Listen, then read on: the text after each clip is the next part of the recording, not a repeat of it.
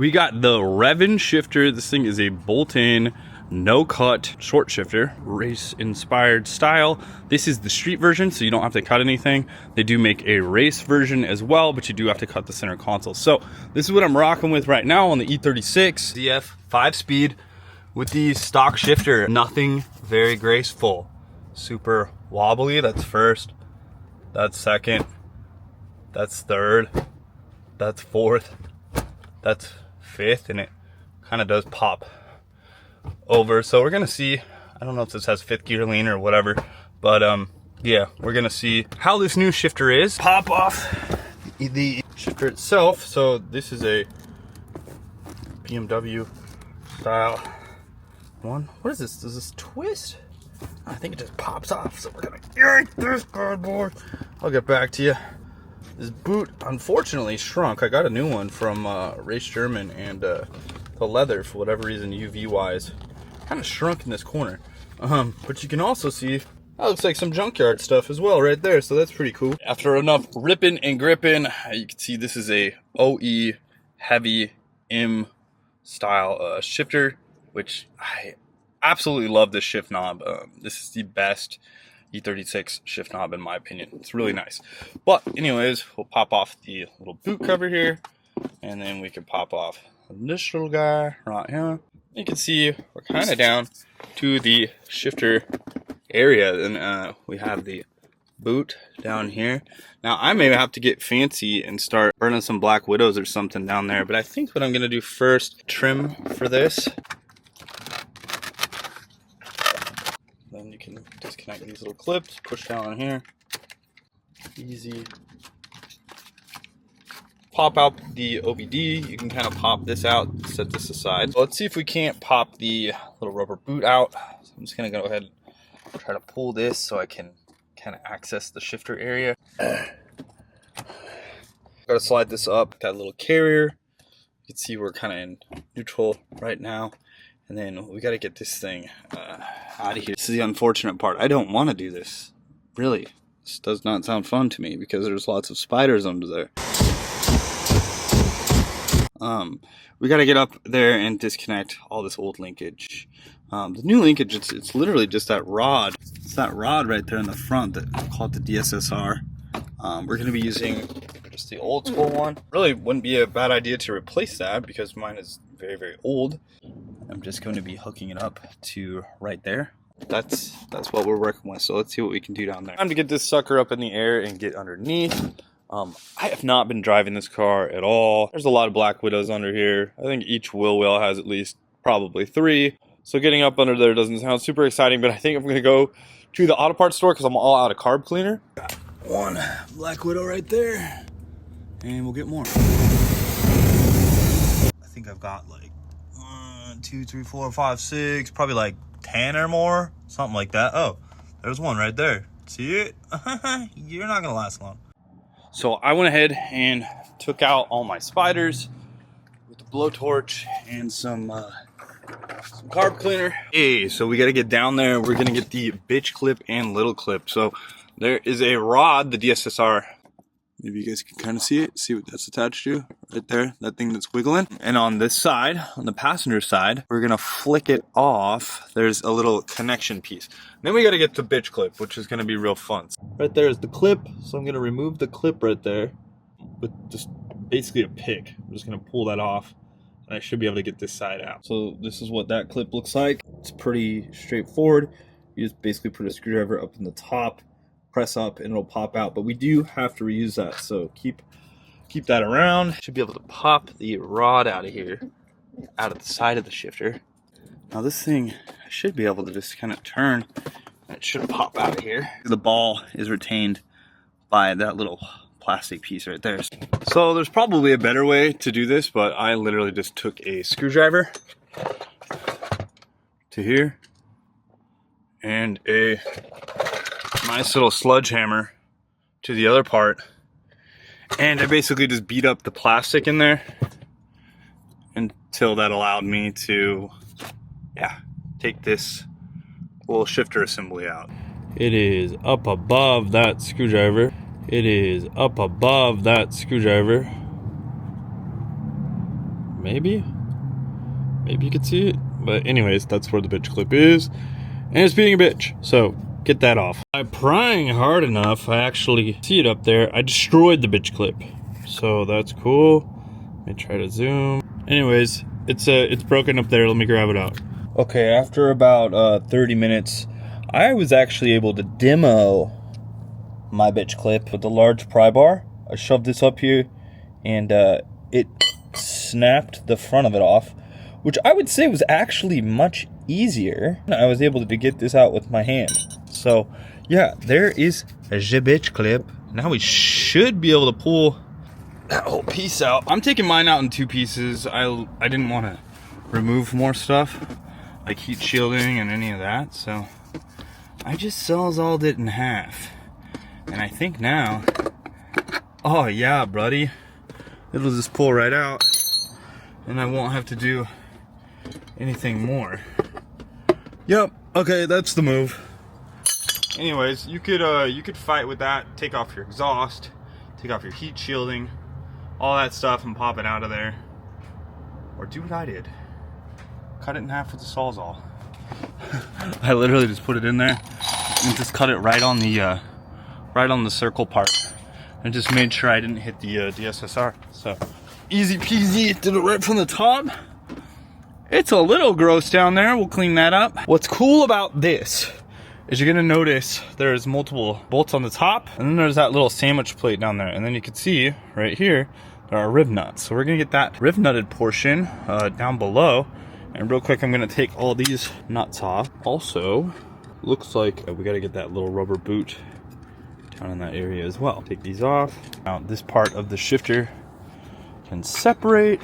This portion right here basically is a sandwich plate, and then, well, this piece kind of just goes right on top, and then kind of in between that. So yeah, this is the sandwich plate. We're gonna basically take out all these number 5 Allens, and then you'll see there's holes right here. So this is actually gonna sandwich right on the top here. We're gonna have to cut out the carpet and kind of get that out of the way. This plate is gonna go right below. So there should be some factory holes. Yeah, I could feel it kind of right there, and then 2 others. So those will go there, there, and there, and we'll have to get this up and underneath the car. But basically this goes on the underside, and then we're gonna put 1 bolt in. So hopefully what I can kind of do, because we obviously can't get it through the top, is I can put it up here, kind of set it there, and then just kind of feed these bolts in. There's kind of some predefined cuts on the carpet here, so I'm gonna rip that part out, kind of rip this part out. We got the sandwich plate. Where is it? Sandwich plate is literally right here. So you can see the E36. So we literally just slide this up, and you will you'll see the holes, right? So we kind of got the holes right there. And we got the 1 hole in the back there. Yeah, so that's great. And then we can literally just put this piece right on top and sandwich it in between. So that's the one we're gonna put up top, and then we're gonna put bolts through it. So that'll be like that. I may actually remove the boot real quick. That way I can just kind of use my finger in here, head, and took off that little piece. We're gonna put this piece kind of down in the carpeted area. I'm gonna make sure I get my wire out from underneath that. Kind of see it lining up. Boom. Perfect. Here are 5 mil. Start doing our little sandwich plate, which is super cool. This right here. So we got 1 bolt in. Kind of wiggle this around until I feel it. Tighten that down with the 5 mil.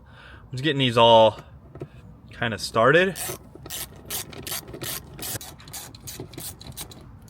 Actually put down these pieces, which these have like a little spacer, and then we can put our little boot pack on there.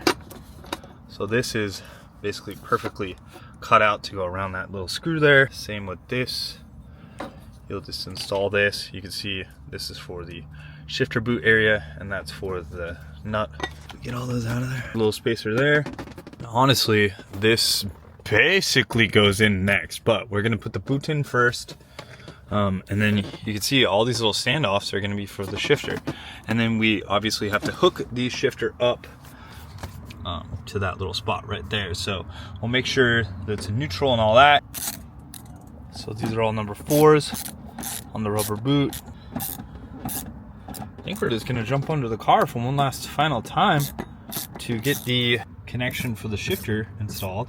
We use the old little connector, click that in, and then we'll kind of bolt the shifter into place. All right, there's a Revin shifter. We should just be able to kind of push this down sort of in here now. And then you can see the reverse lockout. So the reverse lockout needs to go underneath. So let's make sure that's kind of underneath all this stuff. Yeah, that looks good.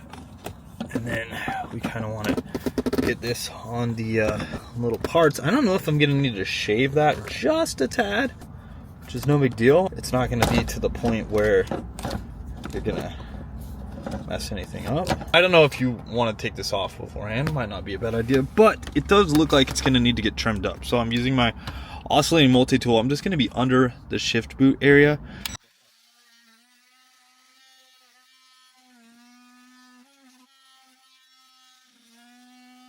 We're like really close. We probably need 2 hands. I'm doing this one-handed, and it's probably not the best idea, but you get the picture. We're trying to pop that onto there. Let me get back to you. Okay, so yeah, we kind of pop that on there. That is sort of on there, and now yeah, it's right below. So with that trimming right down below that seems to work out perfect. What we got to do is get that boot down there. We'll get the little lever installed, and then basically all we got to do is just put a couple nuts on the top. I'm gonna go ahead and just thread those on, but you can see we have a little to and fro right there for the adjustment on the shifter. Going under. Here you will see the sandwich plate.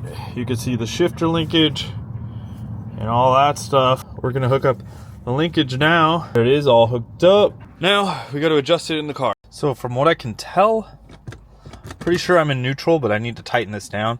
I want this shifter to be kind of upright, so I'm gonna push that all the way forward, and I'm gonna tighten down these 10 mils right here. So here's my initial shifts: first gear, second gear, third, fourth, fifth. Feels pretty good. My hand is very dirty. I'm getting the shift knob kind of nasty, but that looks really good. Back to stock form or whatever. Kind of put back my little tray situation. Oh, that's right. We actually have to adjust some stuff on the shifter as well. But I think I'm gonna do that tomorrow after the fact, because we can do that all right here. We have to set the end points for the shifter. So we have these like set screws. They're Allen's. I'm just gonna put them in here so I don't lose them. There are 2 long ones and 2 small ones. Again, I need to get a new boot or like heat this up or something. But anyway, so it looks really nice. And then these are basically gonna go literally right here in these holes to the side.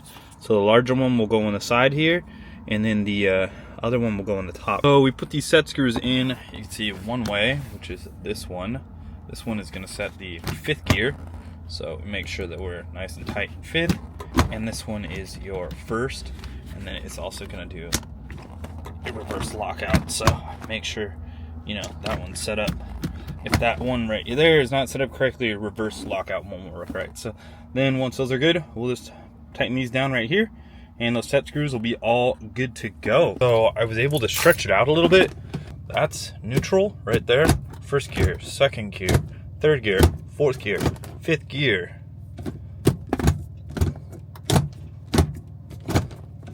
Feels pretty good. Could use a new DSSR. I think that would tighten it up a little bit more, but just on side play. But as far as front to back, feels super good. Just side play I think could be a little bit better, like I said, with the new DSSR.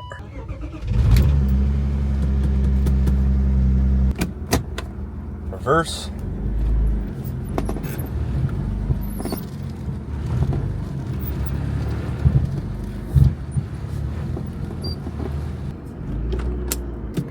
All right.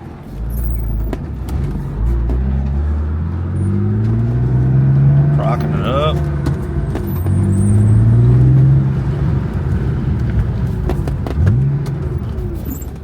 Oh, that feels good.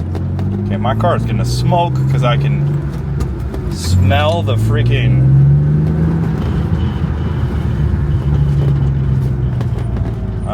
oil on my headers, which is cool. I got a leaky valve cover, which is great. E36 problems. Wow, the shifter feels really good though. I mean, this is nice.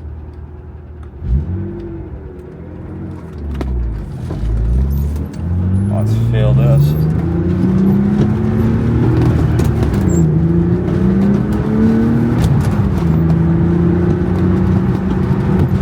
Oh yeah.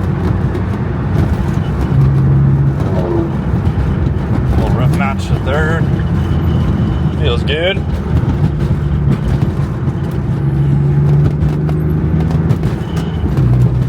Fourth gear. Yeah, this feels super sick. Feels very similar to my CAE, to be honest.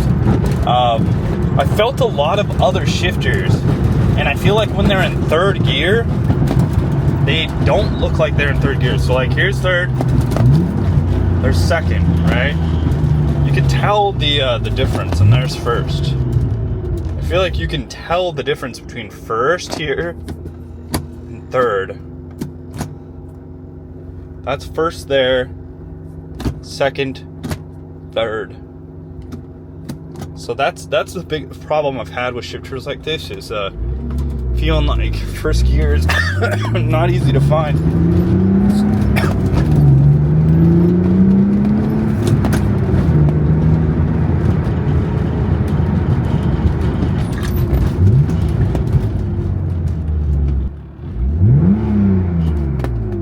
I don't know what this check engine light's all about.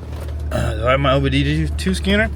I do. If you don't have one of these under your seat, are you even driving a BMW? I'll scan that later.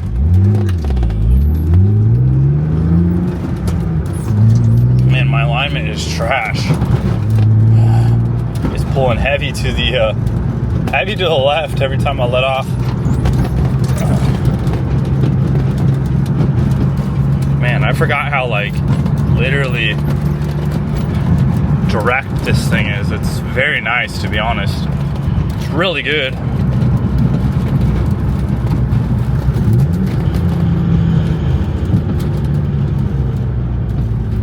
So yeah, we'll rip it down the street, rip it back up the street. I gotta take this thing on a cruise, but overall, shifter feels really good. So I have a black knob for it as well, the Revin shifter. Super easy install besides the bitch clip. The bitch clip is a bitch, as always. You can run your boot wherever you want. You can put a zip tie down there, kind of run it like this, run it lower. I think it looks kind of cool lower. I don't know. I just think that way it kind of sticks out more. Yeah, but overall, I would say maybe the one downside that I don't like about the shifter. So as far as positives go, it's very nice. It feels really good. The anodizing, not the hugest fan. I wish it was more of a smooth. It's kind of a matte anodizing, which I don't care. The color looks cool, but in my hand it feels a bit kind of cardboardish, if that makes sense. Like the way cardboard kind of feels. I like kind of a bit more like smooth, like a smooth anodized aluminum. But I'm sure when I drive it more, it'll probably get some grease on it, and it'll feel better because it's already feeling better. But that's about the only downside that I see. All right, so I went ahead and feels really good. Overall, I'm digging it a lot. No drilling.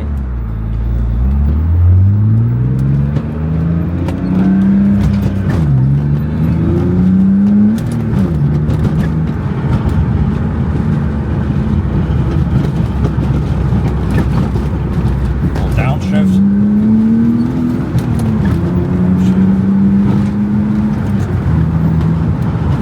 Good. I can dig it.